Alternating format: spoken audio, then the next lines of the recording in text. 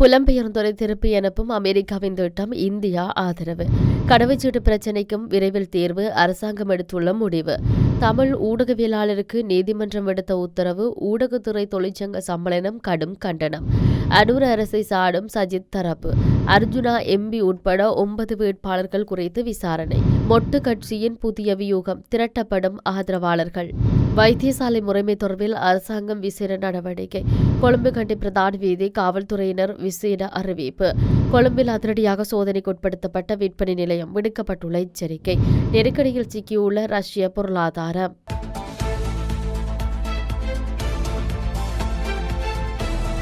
சட்டவிரோத குடியேறிய இந்தியர்களை வெளியேற்றும் விவகாரத்தில் அமெரிக்காவின் நடவடிக்கையில் உடன்படுவதாக இந்திய வெளியுறவு அமைச்சர் ஜெய்சங்கர் தெரிவித்தார். அமெரிக்காவின் 47வது ஜனாதிபதியாக டொனால்டு டிரம்ப் பதவியேற்ற பின்னர் பல்வேறு அதிரடி அறிவிப்புகளை வெளியிட்டார். இதில் குறிப்பாக அமெரிக்காவில் அகதிகள் குடியேற்றத்தை தற்காலிகமாக நிறுத்தி வைப்பதற்கான நிர்வாக உத்தரவில் டிரம்ப் கையெழுத்திட்டார். இதன் அடிப்படையில் அமெரிக்காவுக்கான அகதிகள் வருகை மறு உத்தரவு வரும் வரை இடைநிறுத்தப்படுவதாக டிரம்ப் நிர்வாகம் தெரிவித்தது. அத்தோடு அமெரிக்காவில் சட்டவிரோதமாக குடியேறியவர்களை நாடு கடத்தப் போவதாகவும் டிரம்ப் நிர்வாகம் அறிவித்துள்ளது. இந்த நிலையில் சட்டவிரோதமாக குடியேறிய இந்தியர்களை வெளியேற்றும் விவகாரத்தில் அமெரிக்காவின் நடவடிக்கையில் உடன்படுவதாக மத்திய வெளியுறவுத்துறை மந்திரி ஜெய்சங்கர் தெரிவித்தார். இது தொடர்பாக அவர் மேலும் தெரிவிக்கையில், அமெரிக்காவில் சட்டவிரோதமாக குடியிருக்கும் மக்களில் இந்தியர்கள் இருந்தால் அவர்கள் இந்தியர்கள் தான் என்பது உறுதியானால் அவர்களுக்காக இந்தியாவின் கதவுகள் எப்போதும் திறந்தே இருக்கும். இந்த கருத்தில் நாங்கள் உறுதியாக இருக்கிறோம். இந்தியாவின் இந்த நிலைப்பாடு அமெரிக்காவுக்கு மட்டுமே பிரத்யேகமானது அல்ல.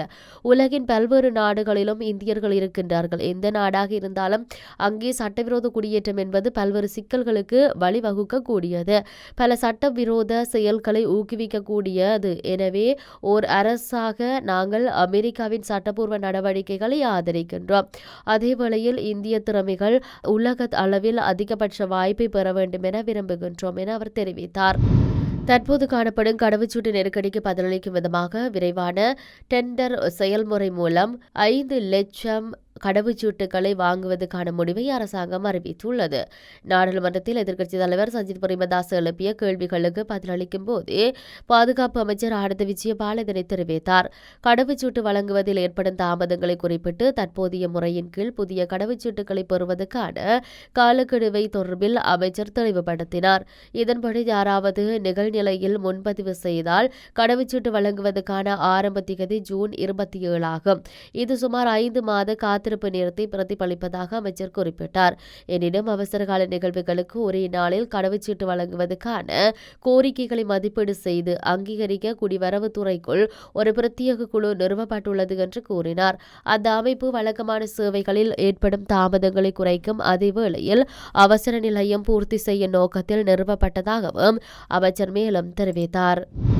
ஊடகவியலாளர் சசி புண்ணியமூர்த்திக்கு அவர் சுற்றுலா நீதிமன்றத்தால் பிடியாணை உத்தரவு பிறப்பிக்கப்பட்டுள்ளமை தொடர்பில் ஊடகத்துறை தொழிற்சங்க சம்மேளனம் கடும் கண்டனங்களை வெளியிட்டுள்ளது. ஊடகத்துறை தொழிற்சங்க சம்மேளனத்தினால் வெளியிடப்பட்ட ஊடக அறிக்கையில் இந்த விடயம் தெரிவிக்கப்பட்டுள்ளது.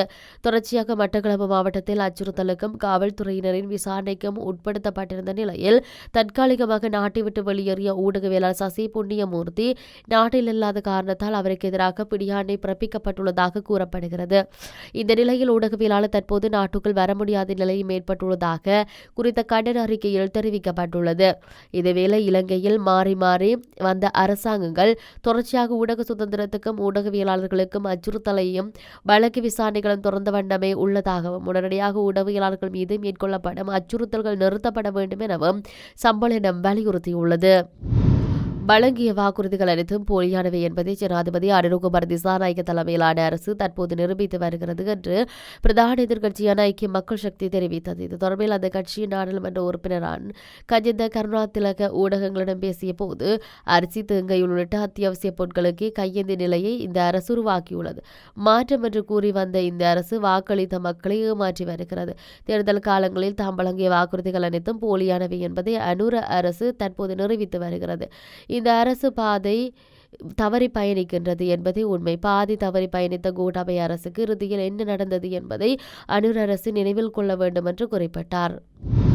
கடந்த பொது தேர்தலில் போட்டியிட யாழ்ப்பாணம் மாவட்ட நாடாளுமன்ற உறுப்பினர் ராமநாதன் அர்ஜுனா உட்பட 9 வேட்பாளர்களின் தேர்தல் செலவுகள் குறித்து யாழ்ப்பாண காவல்துறையினர் விசாரணைகளை ஆரம்பித்துள்ளனர்.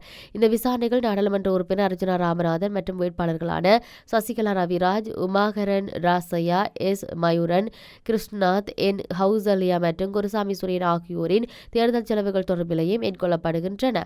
இருப்பினும் வேட்பாளர் சசிகலா ரவிராஜின் வாக்குமூலத்தை மட்டுமே காவல்துறையினர் இதுவரை பதிவு செய்துள்ளனர். ஏனையவர்களின் வாக்குமூலங்களை பதிவு செய்த பின்னர் அதன் விவரங்களை காவல்துறையினர் தேர்தல் ஆணையகத்திடம் அறிக்கையாக சமர்ப்பிக்க உள்ளனர். கிராம மட்டத்தில் சித்தறியுள்ள ஸ்ரீலங்கா பொதுஜன பெரமுனவின் தரப்பினர்களை ஒன்றிணைக்கும் விசேட செயற்திட்டம் இடம்பெற்று வருவதாக முன்னாள் நாடாளுமன்ற உறுப்பினர் திஷகுட்டி ஆராய்ச்சி தெரிவித்தார். இதன் தொடர்ச்சியாக கூட்டணி அமைப்பது குறித்து கட்சித் தலைவர்கள் விவாதிப்பார்கள் என்றும் திச குட்டி ஆராய்ச்சி சுட்டிக்காட்டினார்.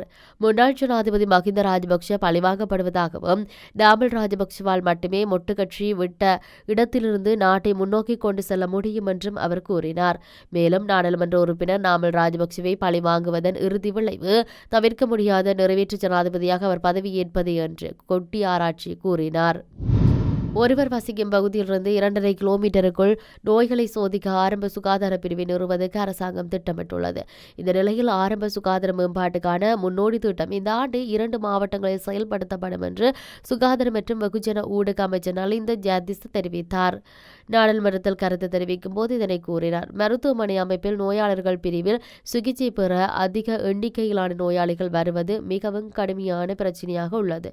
மேலும் ஒருவர் வசிக்கும் பகுதியிலிருந்து 2.5 கிலோமீட்டருக்குள் மக்களின் நோய்களை பரிசோதிக்க ஒரு ஆரம்ப சுகாதார பிரிவை நிறுவுவதன் மூலம் இந்த பிரச்சனையை தீர்க்க முடியும். அதுக்கு தேவையான மருத்துவர்கள் மற்றும் ஊழியர்களுக்கு பயிற்சி அளிப்பது ஒரு சவாலாக இருந்தாலும் அது செயல்படுத்தப்படும். இதன்படி ஆரம்ப சுகாதார சேவை நெறிப்படுத்துவதில் சமூக மருத்துவ நிபுணர்கள் மற்றும் குடும்ப மருத்துவ நிபுணர்களை உருவாக்குவது முக்கியம் என சுட்டிக்காட்டியுள்ளார். கொழும்பு கண்டி பிரதான வீதியுடனான வாகன போக்குவரத்தில் ஈடுபடும் சாரதிகளை மாற்று வீதிகளை பயன்படுத்துமாறு காவல்துறையினர் அறிவுறுத்தியுள்ளனர். நிட்டம்புவ ஸ்ரீ விஜயராம விகாரையின் வருடாந்த பெரகொர ஊர்வலம் நடைபெறவுள்ளதால் இவ்வாறு வீதி பயன்பாட்டில் மாற்றம் ஏற்பட்டுள்ளது. இதன்படி இன்று இரவு 8:30 முதல் நள்ளிரவு 12 மணி வரையான காலப்பகுதியில் மாற்று வீதிகளை பயன்படுத்துமாறு காவல்துறையினர் அறிவுறுத்தியுள்ளனர். நிட்டம்புவ அத்தனக்கல்ல வீதி கழுவாக்ஸ்வில ஸ்ரீ விஜயராம விகாரையில் ஆரம்பமாகும் பெரகர நெட்டம்புவ நகரை அடைந்து இடதுபுறமாக திருப்பி கொழும்பு கண்டி பிரதான வீதியில் கொழும்பு திசை நோக்கி பயணித்து வெள்ளவத்த சந்தையில் வலது பக்கமாக வித்தியோலோக மாவட்டத்தில் அமைந்துள்ள ஸ்ரீ போதி விகாரையை சென்றடைய உள்ளது.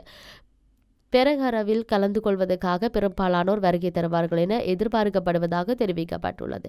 இந்த நிலையில் கண்டி கொழும்பு பிரதான வீதியில் கடும் போக்குவரத்து நெரிசல் ஏற்படலாம் என்பதால் இந்த காலப்பகுதியில் நிட்டம்புவ நகரம் முதல் மல்வத்துவ சந்தி வரை கொழும்பு மற்றும் கண்டி நோக்கி பயணிக்கும் திசையில் ஒரு வழி போக்குவரத்தாக மாற்றப்பட்டுள்ளதாக காவல்துறையினர் தெரிவித்தனர்.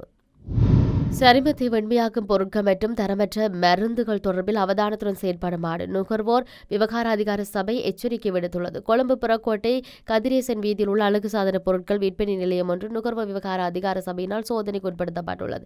இதன்போது குறித்த விற்பனை நிலையத்தில் உரிய ஆவணங்கள் இன்றி தரமற்ற மருந்துகள் மற்றும் சருமத்தை வெண்மையாக்கும் பொருட்கள் என்பவற்றை விற்பனை செய்தவை தெரிய வந்துள்ளது. சட்டவிரோதமான மருந்துகள் மற்றும் சருமத்தை வெண்மையாக்கும் கிரீம் வகைகள் என்பன கைப்பற்றப்பட்டு அதிகாரிகளால் எடுத்துச் செல்லப்பட்டுள்ளதாக தெரிவிக்கப்படுகிறது. மேலும் இந்த விடயம் தொடர்பாக எதிர்காலத்தில் விற்பனை நிலையத்தின் உரிமையாளர் மீது சட்ட நடவடிக்கை எடுக்க தீர்மானித்துள்ளதாகவும் நுகர்வோர் விவகார அதிகார சபை தெரிவித்துள்ளது.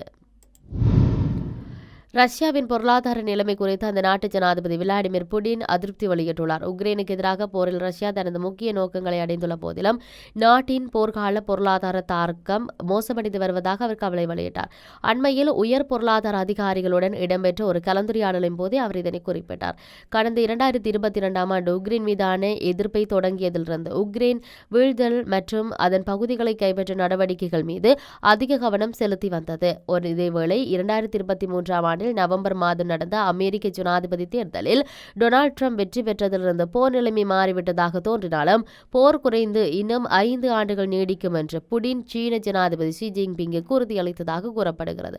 அத்துடன் உக்ரைனில் போரை விரிவாக கொண்டு வருவது குறித்து ட்ரம்ப் கருத்து வெளியிட்ட போது பொருளாதாரம் தோல்வியடைந்து வரும் ரஷ்யாவிற்கும் ஜனாதிபதி புடினுக்கும் நான் ஆதரவு வழங்குவேன். இப்போதே இந்த ஆபத்தான போரை நிறுத்துங்கள், அது மோசமடைய போகிறது என குறிப்பிட்டார். இந்த நிலையில் பணவீக்கத்தை கட்டுப்படுத்தும் நோக்கில் நோக்கில் அதிக கடன் பெறும் செலவுகள் ஒரே நேரத்தில் தனியார் முதலீட்டை தடுத்து நிறுத்தியுள்ளதாக புடி நண்டுவதாகவும் சர்வதேச வட்டாரங்கள் தெரிவிக்கின்றன.